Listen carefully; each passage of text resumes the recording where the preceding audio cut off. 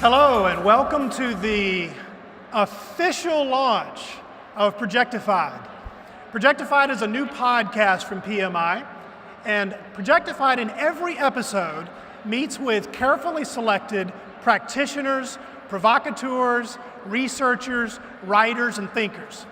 People who have something important to say about the future of work and the future of projects. And I think that's relevant to everybody in this room and everybody within about 100,000 miles of here as well.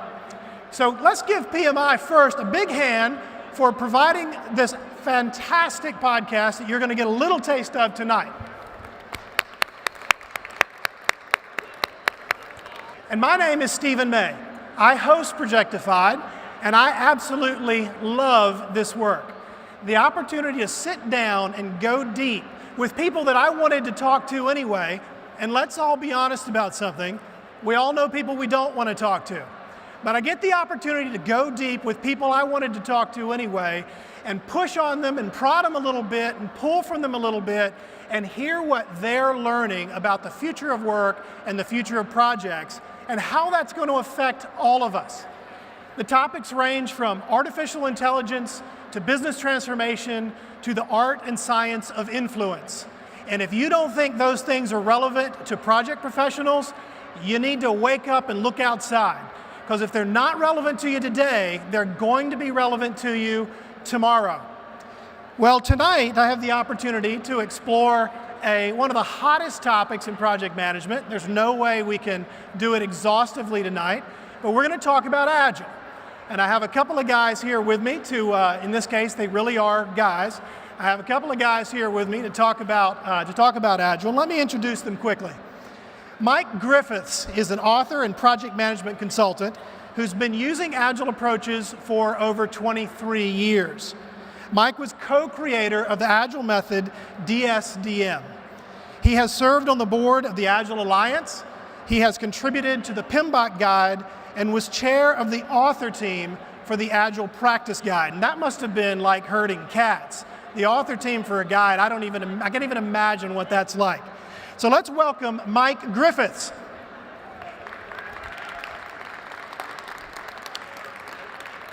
Joining Mike tonight is Jesse Fuel. Jesse is an author, coach, and trainer who helps leaders from Boston to Bangalore, covers the globe. He founded the original PMI Agile Community of Practice, co-created the PMI ACP certification, co-authored the Agile Practice Guide. Jesse is the founder of virtuallyagile.org. Welcome, Jesse Fuel.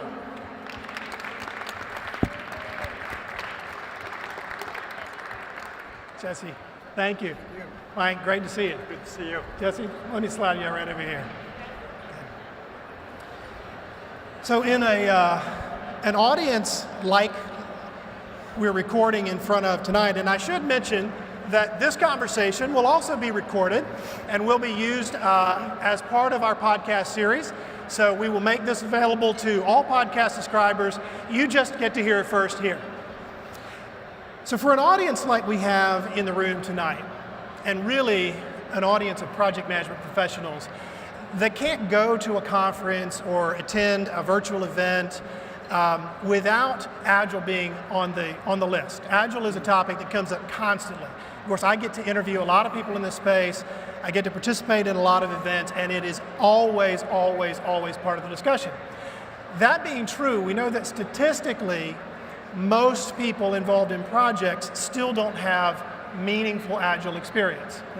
So let's start first by being clear about when we say Agile, for our purposes here, what do we really mean? What falls into that broad category of Agile for this discussion? And then let's move from there into where it's relevant and maybe where it's not. Sure. So Jump in, Mike. I can start off. The Agile community defines Agile as a mindset that's manifested through some values and principles and supported by many practices. And that's a technically correct way of starting with the mindset first and the values. A simpler way to think of it is a philosophy and a toolbox. So it starts with the philosophy about empowering your teams, about creating safe working environments, about getting faster feedback on elements that you build.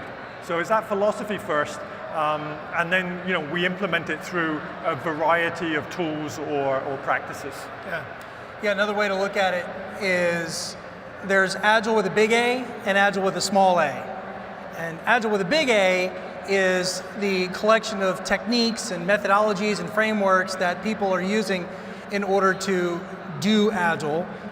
And the Agile with a small a is about that adaptive mindset no matter what technique you use, no matter what industry you're in, but being able to navigate change and being able to understand the need to engage stakeholders in a different way. It doesn't really matter what technique you use.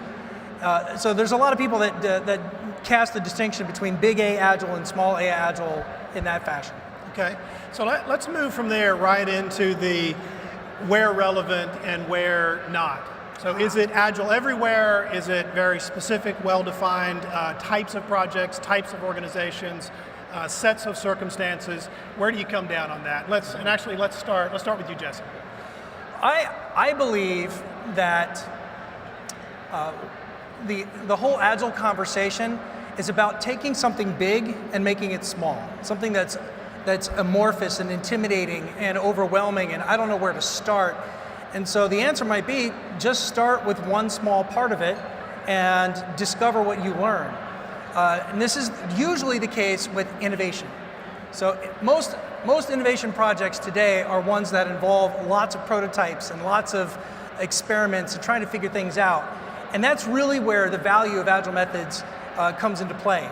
It does not come into play when you have projects where there isn't a lot of uncertainty. We kind of figured things out. It's just a lot of plug and play. Because Agile methods incur overhead. And that's something that tends to be lost in the discussion is that Agile is not for free. When we talk about the most popular techniques of fully allocated resources, the most popular techniques of Scrum that has your entire team and 20% of their time in planning, that's overhead. But if you've done a lot of projects where it's straight shooting and straightforward, you may not need that overhead. Right, yeah, I think you can use some Agile all of the time. I think any project would benefit from increased communication and collaboration. But I think to use all of the elements of Agile, then you really do need that uncertainty, high rates of change to really justify that overhead. So I know that having talked with each of you and having talked to both of you together, you agree on a lot of stuff. You guys you've had a kind of experience that has left you agreeing on a lot of practices that are particularly valuable. We've worked on 3 projects together. Well, see, there you go, a lot of shared experience. And I know that if really pushed, I don't think you go quite as far, Mike, as Jesse does with the Agile everywhere kind of mindset. So how would you describe the break? Where do you pause and you see Jesse running past you and applying Agile in places that you might see it as directly relevant? Tell me what I think. Yeah, I'll tell you what you think. No, I don't think it's as much a difference of opinion. Maybe it's a difference of labeling. So I think we look at things that Jesse may feel that, I'm using an Agile approach, when I might just say, no, you're cherry picking, or you're doing a proof of concept, or you're choosing low-hanging fruit. I mean, you can just as easily interpret that as I'm prioritizing by business value, I'm choosing to do short iterations. We have these delusions of uniqueness in that we think what we're doing is special, but a lot of these techniques have been around for a long time. Yeah. So I don't particularly label them with Agile. Right. And I think it's a minor thing, but a lot of these techniques have been around for a long time. And I think that's where Mike's perspective comes from, is because this is nothing new. Yeah. Earlier today, Mike gave a talk where he illustrated the history of a lot of techniques. Over the last 300 years, Sure. Particularly with navigating the seas, around navigating uncertainty. And we use a lot of those techniques today and declare that they're Agile. Right. I think what drives me crazy is when people try to reduce the Agile conversation to either this or that. Right. And you touched on this earlier, that Agile, like traditional project management, makes a lot for physical projects, atoms. But when it comes to bits, more amorphous things, that's really where Agile is about. Well, truth be told, there's a lot of projects, you were telling me, in oil and gas, that's a lot of physical stuff with uncertainty. Right. And likewise, there might be filling out a paper form that's a lot of mental work, but you do it over and over again. That's not a project. Yeah. It's certainly not an Agile project, it's just doing work. Right, right. Okay. So now, did I understand that you said you used Agile approaches for your first marathon? Is that right? Yeah. You going to stand by that story? I'm going to stand by that story, All right. and I'll raise you the marathon story, Okay. which is a video for the practice guide that you can check out on Okay. PMI's YouTube channel. But I'll raise you the marathon, I'll see your marathon, and I'll raise you mowing my lawn. Right. Because Okay. if you mow the lawn, first you pick up all the toys in the front yard, side yard, backyard. Then you cut the grass, front yard, side yard, backyard. Then Right. you trim the hedges, front yard, side. Oh my gosh, I'm a hypocrite. I just did a waterfall Right. landscaping. And so now I've flipped that upside down where I'm gonna do picking up the toys in just the most important yard. Which yard would that be? The front yard.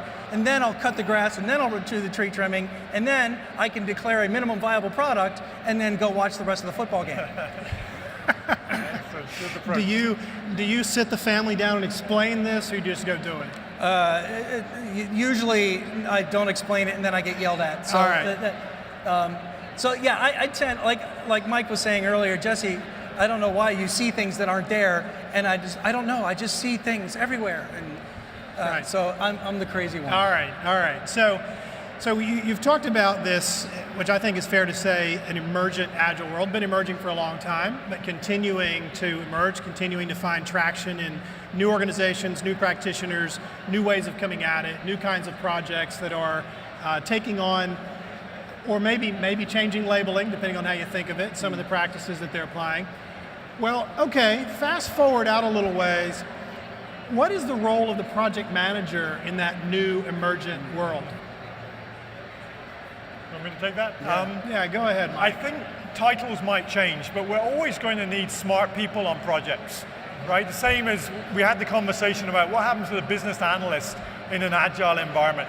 We always need people who are smart, who can coordinate, who can communicate, and I think we're always going to need those roles that the project manager currently plays around coordination, synchronization, reporting, protecting the team, supporting the team. Yeah. We might in the future call them, I don't know, team leaders. We might want to call them product managers instead of, the whole idea of projects as a temporary endeavor is under question in the software world, where we're now into more of a product-based approach. So the term manager has these negative connotations about control.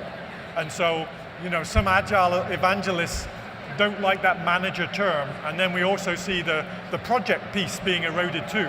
Maybe we end up with product leaders, but it doesn't bother me too much because the work still exists, right? We need coordination, we need synchronization, there's always going to be planning, there's always going to be risk management, and so I don't worry about the future for people in that role. I think that it's going to be critical is the ability to be a lifelong learner and to refresh your skills. Right. Yeah. I think if you can continue to learn and are happy with whatever role kind of comes along in a title perspective, I think you're going to be busy. And we'll get to some questions about what some of that might involve, some of that learning and skill development and so forth. But when you think about those project managers, by whatever title, in that near future of ever more agile world, are those the same people that are in project management roles today? I think if they can learn and adapt, absolutely.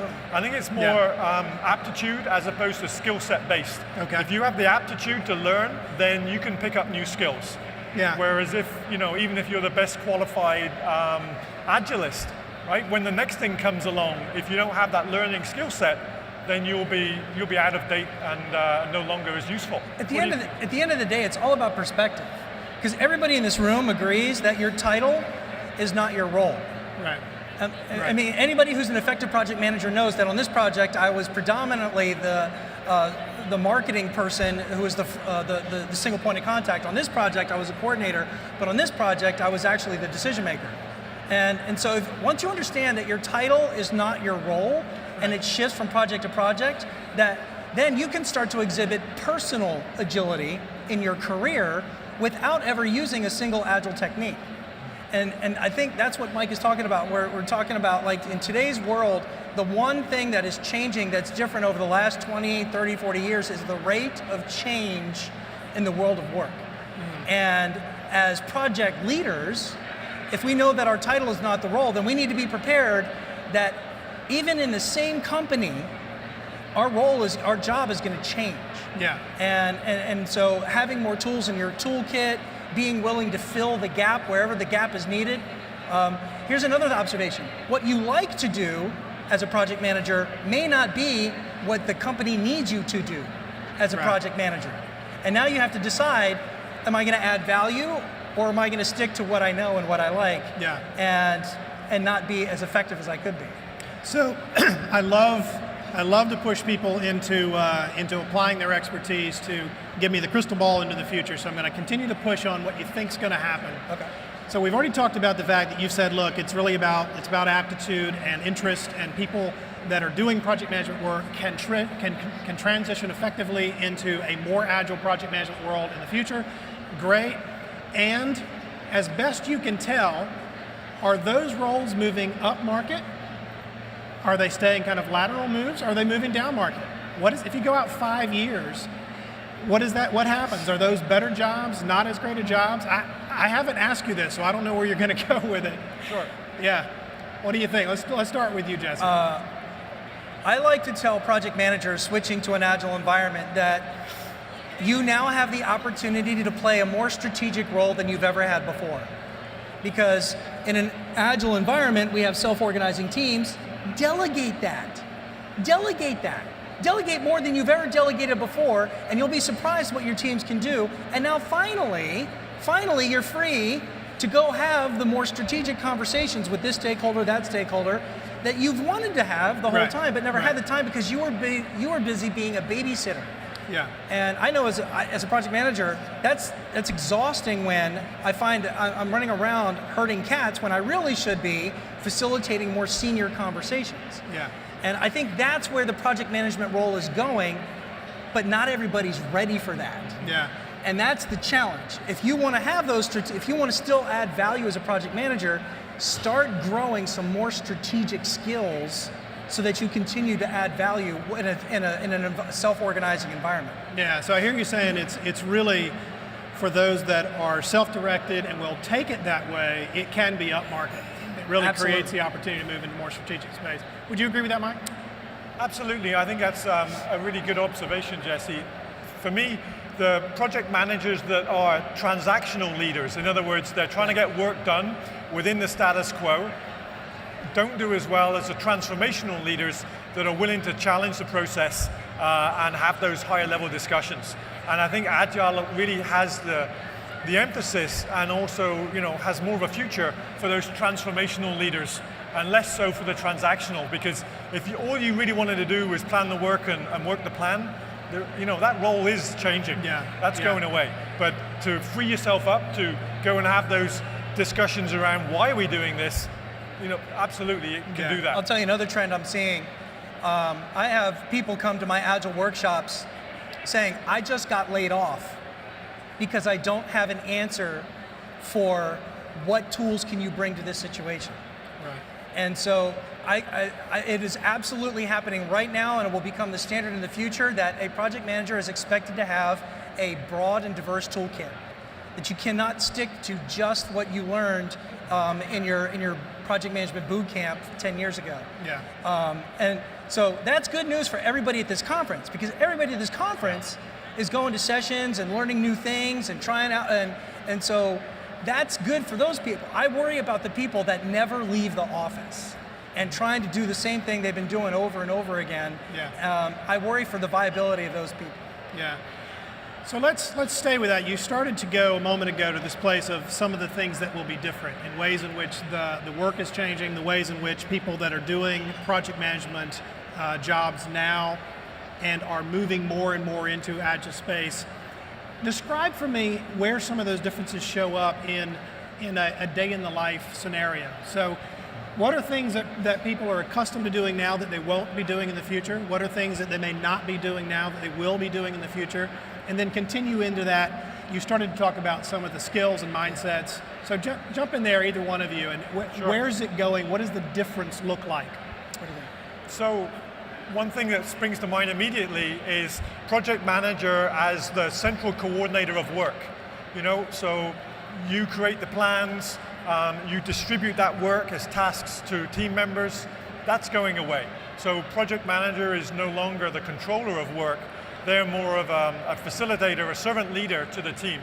So instead of being the controller of the plan, we might have a Kanban board where the team meets every day and says, hey, I've done this task and I'm going to grab this one next. And so, we're freed up as project managers to focus on perhaps mentoring and training for the team, or to coordinate with our stakeholders and say, hey, you guys were kind of quiet at that last demo. Did we really hit the mark, or was there a bit of a gap there I was picking up? So, these are some of the changes that I see as I train project managers, that they've got to let go of that control on the work. They've got to, like Jesse says, delegate and empower their teams to control the plan a little bit more and their own work. But it does free you up for higher value-adding activities. So I would say that the contrast of day-to-day today versus day-to-day tomorrow would be, today you go to a weekly status meeting and you report out all the data you've been collecting over the last 4 days. Only after you, as the titled project manager, are dictating and supporting like an official process. Tomorrow, it'll be more that you're spending almost all of your time in senior level conversations. Your title has changed to now Deputy Product Manager or Program Director, and you're not writing as many documents as you are making sure that the stakeholders are attending the right stakeholder meetings. Right. So there's the day-to-day is shifting as well in response to skills, responsibilities, and even titles. But you and I both know you're still doing project management. And I think that's one thing that gives a lot of people anxiety that you can take comfort in. It's still project management. It's just that a different subset of that domain, of that world, is becoming more important than the other subset has been. So give me the top 3 skills, whether someone's doing a project management job today or not. What are the top 3 skills that you would be looking for in a project manager by whatever title, playing key roles in agile projects 5 years from now? Emotional intelligence, communication skills, a couple that spring to mind. I would say stakeholder management, stakeholder engagement management. I would say group facilitation. And then I would say business acumen. Because at any moment you might be asked to play one of those 3 roles. And group facilitation is not task assignment as much as it is, and it could be any group. It could be a stakeholder group. It could be a group of managers or a group of workers. Right. Oh, I'm just going to say I like that business acumen is really important, because we're trusted advisors, and as a project manager, you need to be credible to make that sort of recommendation when difficult compromises had to be made on a project or a difficult decision. And by having that industry experience or business acumen, you can then really be that trusted advisor. If you're thought of as a bit of a disconnected specialist without the necessary skills, you won't be trusted to make those decisions. Okay, so I'm a client, because I know you both have the opportunity, each of you had the opportunity to serve clients, and you sometimes together. I'm a client and I come to you privately, come to either one of you, and I say, listen, I want to be relevant here, and I heard you at a global conference, and where do I start? Like, what do I do now? I'm doing good work today, but what do I start doing right now to make sure that I'm going to be in demand and relevant tomorrow? What's your advice to me? Well, I tell people that the best way to get started is with some learning and recognition. And some learning and recognition would go through, go grab a book I happen to know an Agile practice guide that's pretty hot right now. Go check it out. And then maybe pursue a credential. Mike and I work together on the ACP, the PMI ACP, because I believe that credentials are structured learning paths for people to go through. And so go get some materials out there, or maybe you're the kind of person that learns best in person, and so maybe go to one of those 2-day certification workshops. I know there's a couple vendors here that might be able to offer some, and just get the knowledge, and then you can start experimenting with it a little bit, and that might be it. That might be all you need. But do some learning and recognition is probably the best way to get started. Yeah. And it's some experimentation. You don't have to go all in, but you certainly can't sit by the sideline and wait for it to happen for you. Yeah, yeah. Anything you'd add to that, Mike? Sure, these are all great ways of learning, and then we need to start doing some of this stuff too. So when it mowing your lawn, for example. Mowing your lawn, right. Yeah, running your marathon or whatever. Right. And we can do it in our personal lives. It's a low consequence way of cementing the ideas, which is great. And then another approach is to go and volunteer for some initiative, like your local PMI chapter. Exactly. A lot of them are using agile approaches to managing backlogs of work, communicating items. Go volunteer with an agile in special interest group or whatever. They're great ways of getting exposure in a safe environment. And see if it works for you. I haven't said it yet on Mike, but I'll say it now, that I owe my entire career to one idea, which is to get involved outside the office. And getting involved outside the office is exactly what Mike is talking about. Find a trade association, a meetup, or a group that you can start experimenting with techniques that you want to try out. Yeah, yeah. So let's shift away for a few minutes from the focus on the individual and talk a little bit more about organizations. So, first of all, I want to ask you a question. Is the move to applying consistently in a meaningful way agile mindsets and practices and methods, is that a business transformation project? Is that itself, like making that transition, is that a business or a change or a major change project? Does it qualify? We were talking about this earlier. Yeah, we were. You go ahead. Yes. Okay. Absolutely. If you're talking about, and anybody here who's been involved in rolling out the new project management methodology at your organization knows that that's a project. And it's going to be the same thing if you want to start rolling out agile methods to vast parts of your organization. Whether or not it needs to be consistent is a matter of debate, but any kind of initiative where you're trying to roll something new out, that's a change management effort, which is a project. Absolutely. Yeah. And in fact, I like to tell people that you need to agile your agile.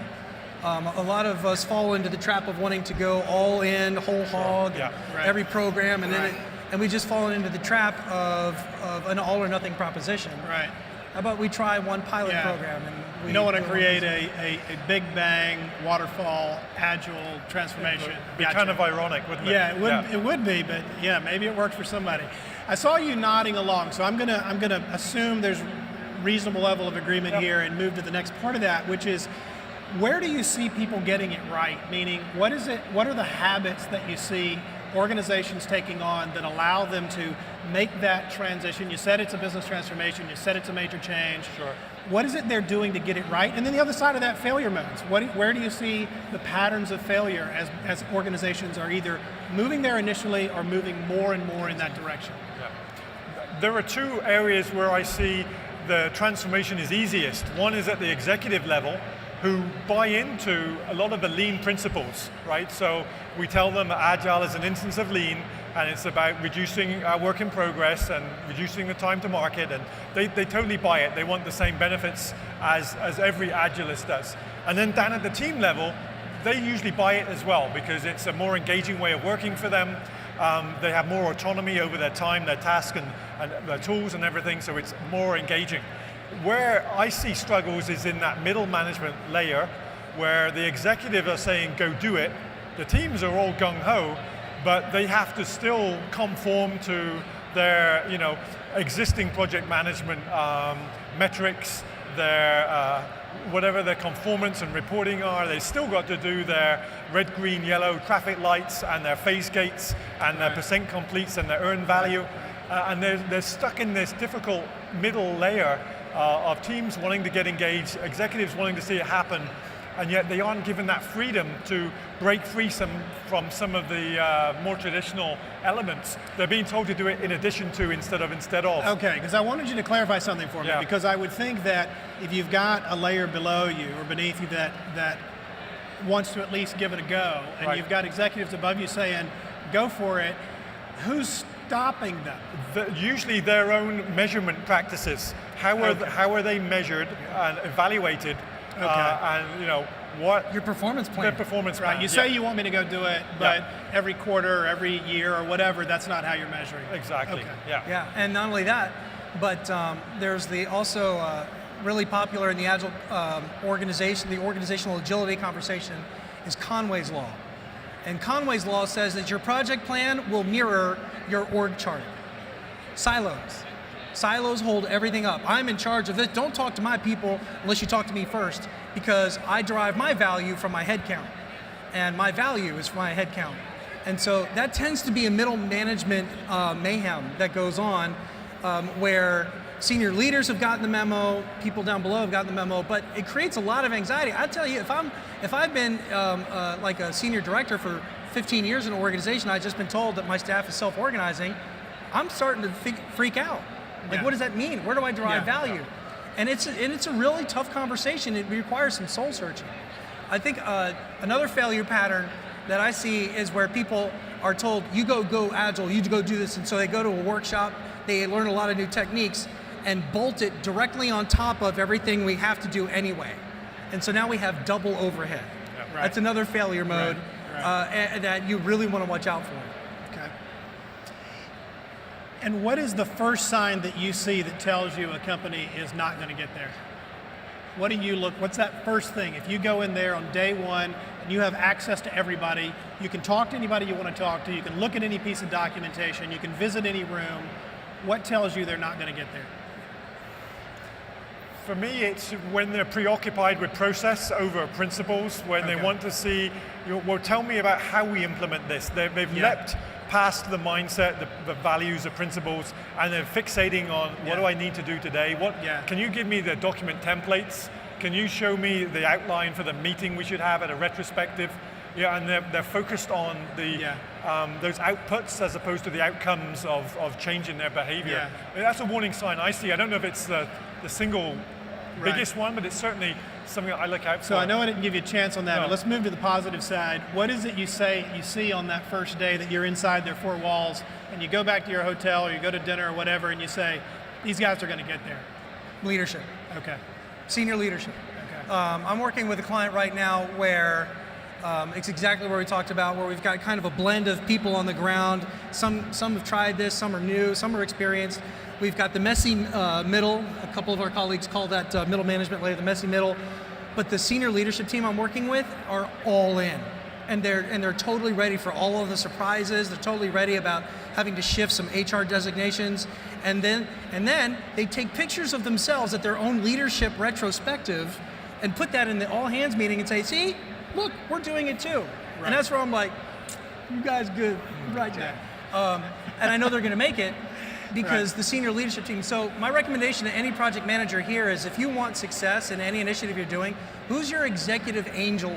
Who's that sponsor that at like the high level that you know believes in what you believe in, and you can follow their lead.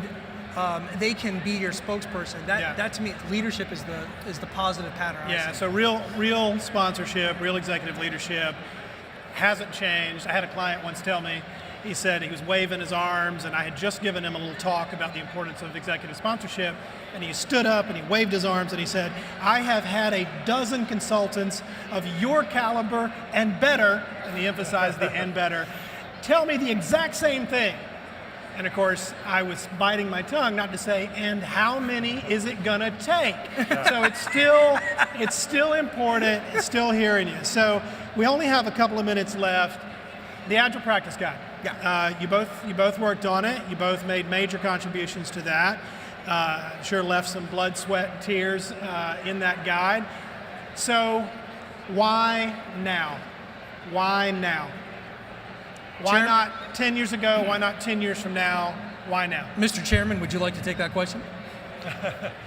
I think it's reached a critical mass. I mean, if you look at the PMI's own Pulse of the Profession questionnaires it sends out, you know, the majority of people are working on some project that has an IT element to it, whether it's purely software development or whether it's a product rollout or whether it's an office move that has system changes. Most of the projects that are being undertaken have some IT portion. With that IT, it's nothing magical about software, but we tend to see more uncertainty, complexity, and change in technology. And those are the characteristics of, you know, environments where Agile works best. So the majority of projects are in this space. There's already a critical mass of practitioners at the project level talking about Agile techniques. And I think really the time was right. Maybe it was a little, you know, maybe we could have done it 2 years ago. Yeah. Maybe we would have had less support, I don't know. But there was a new version of the PMBOK coming out, version 6. So we had an opportunity to tie into that. And so for me, it just seemed like the right time to bring those two together. I think there's another side of it. It's not just the market share that's driving the conversation. The PMI rightly has adapted to the market. But I think there was also PMI's obligation to wait for the Agile conversation to mature. For the first several years, it was like the wild, wild west. My methodology, no, my methodology.